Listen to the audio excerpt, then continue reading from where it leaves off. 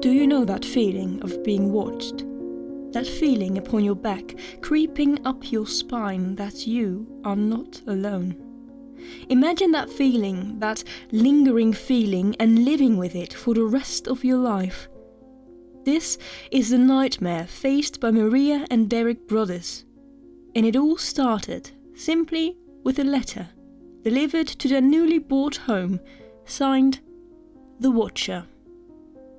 Hello, I'm Nemo, and welcome to episode 15 of season 1 of Certainly Strange. It's the last one of the season, ladies and gentlemen, the last episode. And I thought for this occasion it would be appropriate to tell you one of my favourite and certainly strange stories, namely that of The Watcher. The story of a stalker who got a bit creative, writing letters to a family before they even had the opportunity to move into their new home. The creepiest part, perhaps, of this story is that it is a fairly recent one, and the investigation is still ongoing. And this episode is a long one, so make yourself a good cup of tea, sit back and enjoy. So without any further ado, let's get into the story. A home is where you feel safe, guarded from the eyes of the rest of the world. In June 2014, Maria and Derek Broaddus and their 3 children moved into their new dream house, 657 Boulevard in Westfield, New Jersey. One day, before they had even moved in completely, a letter arrived to their new home, addressed to the new owner. Dearest new neighbor at 657 Boulevard, allow me to welcome you to the neighborhood. How did you end up here? Did 657 Boulevard call to you with its force within? 657 Boulevard has been the subject of my family for decades now, and as it approaches its 110th birthday, I have been put in charge of watching and waiting for its second coming. My grandfather watched the house in the 1920s, and my father watched it in the 1960s. It is now my time. Do you know the history of the house?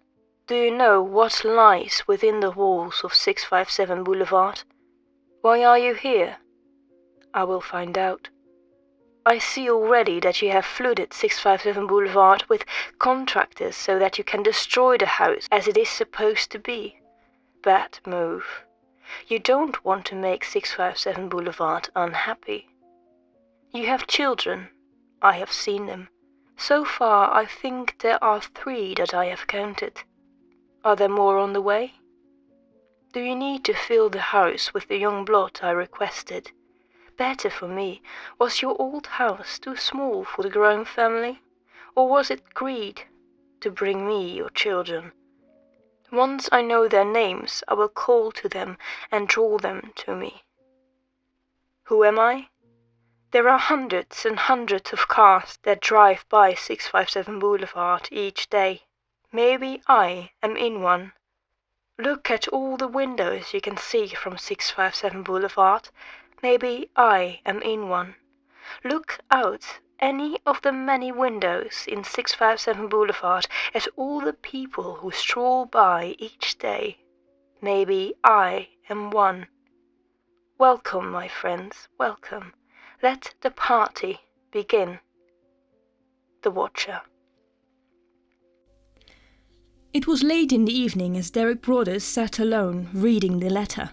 He ran inside the house, turning off all the lights so that no one could see anyone was home. He then did what any smart person would do in the situation. He called the police. When an officer read the letter, he looked up at Derek in surprise, saying, "What the fuck?" He asked whether he or any of his family members had enemies, but Derek could think of no one who would want to target them. When he got back to their old house, he immediately told Maria about the letter. That same night, they decided to write an email to the previous owners of 657 Boulevard, asking whether they had also received strange letters in the past. The owner, Andrea Woods, responded the next morning, saying that a few days before they had moved out, they had indeed received a letter from the Watcher, but that they had never received any letters before that. The police told the two families not to speak about the letters to anyone, especially not the neighbours, because they were all suspects. The letter had really scared the Broaddus family.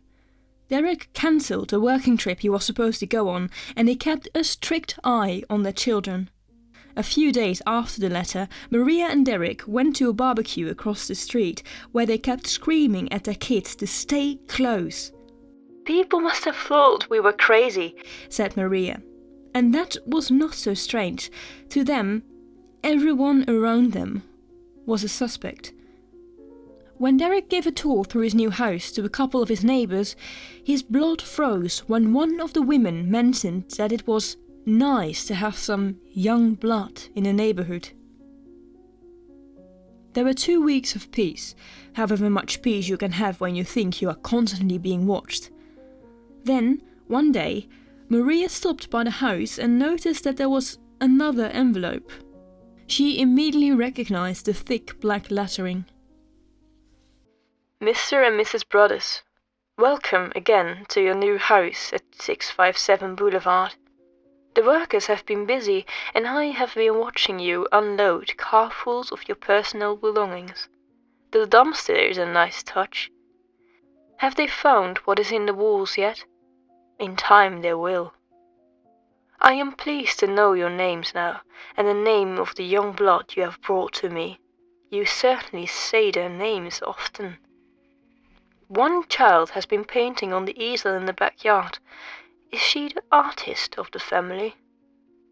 657 Boulevard is anxious for you to move in. It has been years and years since the young blood ruled the hallways of the house. Have you found all the secrets it holds yet? Will the young blood play in the basement? Or are they too scared to go down there alone? I would be very afraid if I were them. It is far away from the rest of the house. If you were upstairs, you would never hear them scream. Will they sleep in the attic? Or will you all sleep on the second floor? Who has the bedrooms facing the street? I'll know as soon as you move in. It will help me to know who is in which bedroom. Then I can plan better. All of the windows and doors in 657 Boulevard allow me to watch you and track you as you move through the house. Who am I? I am the Watcher and have been in control of 657 Boulevard for the better part of 2 decades now. The Woods family turned it over to you. It was their time to move on, and kindly sold it when I asked them to. I pass by many times a day. 657 Boulevard is my job, my life, my obsession, and now you are too, Broaddus family. Welcome to the product of your greed. Greed is what brought the past 3 families to 657 Boulevard, and now it has brought you to me. Have a happy moving in day. You know I will be watching.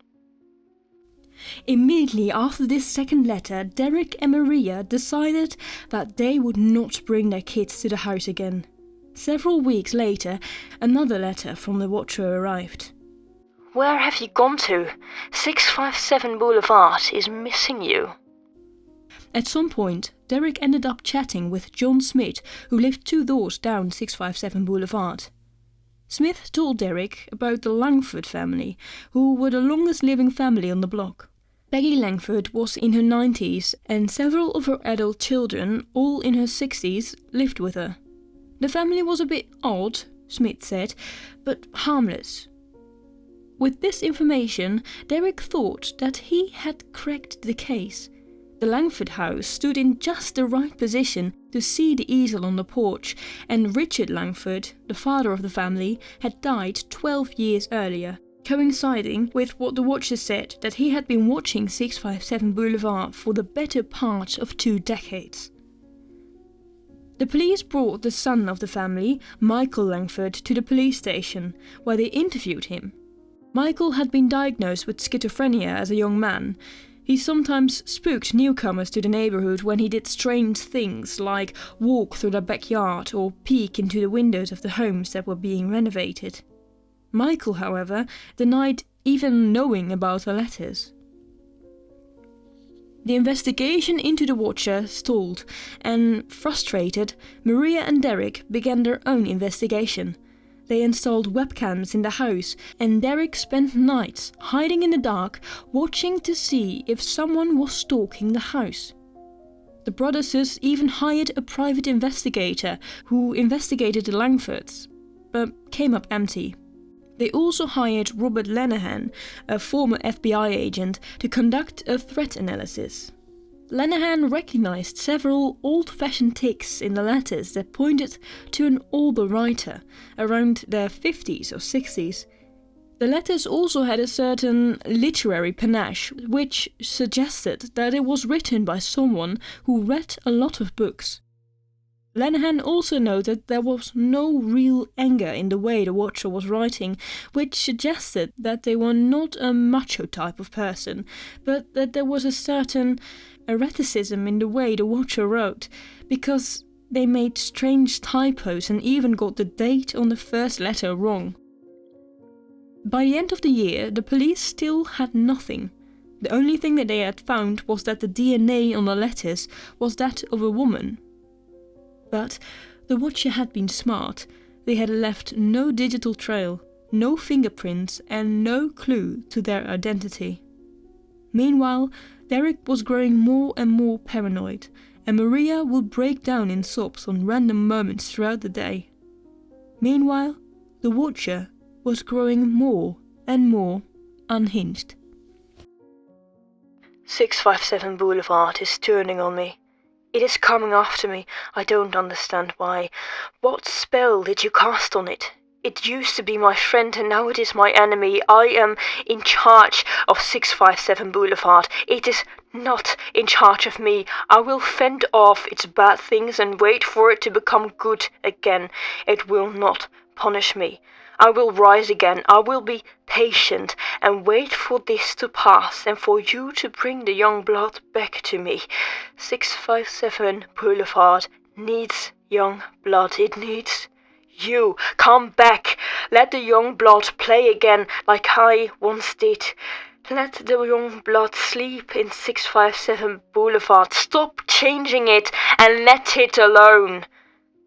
Finally, Maria and Derek decided to tell their children what was going on. It was a difficult conversation to have. Can you imagine having that conversation with a 5-year-old? Your town isn't as safe as you think it is, and there's a boogeyman obsessed with you. The children were, of course, curious. Who is the Watcher? Where does this person live? Why is this person angry with us? Maria and Derek had no answers to these questions. 6 months after the letters arrived, the Broadduses decided to sell 657 Boulevard. But rumors had already begun to spread. One broker emailed to say that their client loved the house, but that there are so many rumors flying around, ranging from sexual predator to stalker, that they needed to know more. As rumors spread further, the story of the Watcher of 657 Boulevard went viral. News trucks started to camp outside the house, and the family got more than 300 media requests. It frightened the family, and all this attention certainly did not help the paranoia Maria and Derek were already feeling. It did not help that the neighbors had created a theory that did not particularly favor them.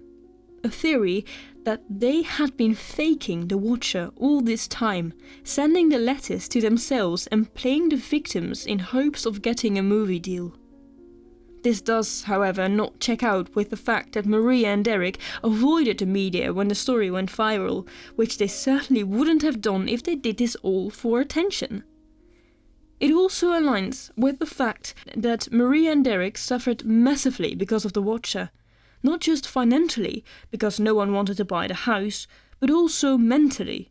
being diagnosed with paranoia, depression, and even PTSD. The Broadduses had become victims and outcasts. "This person took so much from us," said Maria. 2 years after the first letter of the Watcher, the family bought a second, private house in Westfield. That same year they put 657 Boulevard on the market again, but again no one wanted to buy it. Derek recalls one potential buyer. "Some cocky guy from Staten Island said, 'Fuck it, I'm gonna buy a house at a discount.' He read the letters and we never heard from him again." But after some time, a family with all the kids decided to rent the place, with a clause that would release them from the contract if another letter from the Watcher arrived.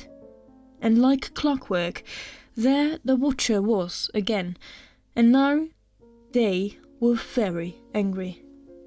"Violent winds and bitter cold, to the vile and spiteful Derek and his wench of a wife Maria. You wonder who the Watcher is? Turn around, idiots! Maybe you even spoke to me, one of the so-called neighbors who has no idea who the Watcher could be. Or maybe you do know and are too scared to tell anyone. Good move.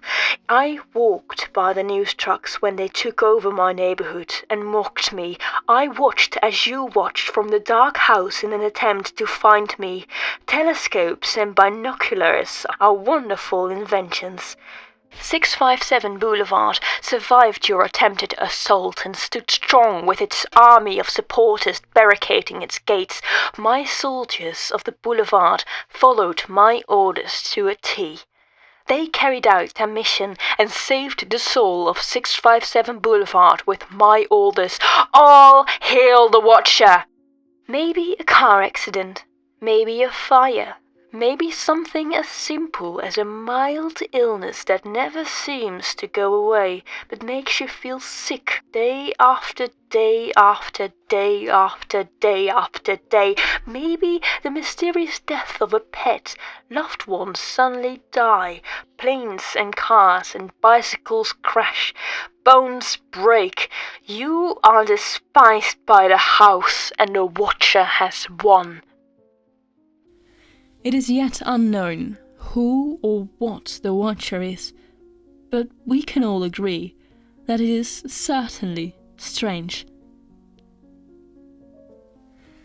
So that was the story of the Watcher of 657 Boulevard. It is an amazing story because it is so scary. I think everyone fears being watched. Everyone fears the feeling itself of being watched. And this person is just sending them letters full of vague threats and suggesting that there is something living in their wall, so that not only that they, when they are in the house, are being watched by a deranged person, but also that the house itself is turning against them. It is beautifully scary. I don't really have a lot to say about this because there is just not a lot to go on. I mean, there are suspects. You have the suspect that I mentioned, Michael, what was his name again? Michael Langford or Michael Langford, who is a fitting of the profile given by the FBI agent around his 60s, and he has schizophrenia, which, well, you know, doesn't have to mean anything, but he can like imagine maybe there is living something in the walls because of it. And there was also a suspect that I didn't really mention because it was really short. They found they found that there was a car like waiting in front of the house, which was a gamer, but I didn't really mention it because I personally don't think that the gamer had anything to do with it. Because I don't think that the Watcher would take the risk of being in a car and really stopping the car in front of the house to take a look. As I mentioned in a later letter, they say like telescopes and binoculars are a wonderful invention. So it means that they are watching from a distance and not like from immediately from the street itself. yes, I would love to hear your opinions about The Watcher of 657 Boulevard. I want to thank you all for listening to this entire season, for sticking with me, for leaving comments, leaving very nice comments. And I will return to you with season 2 in hopefully a few months. I'm first going to graduate, so that's my priority right now. But I will return to you. See you then. Bye bye.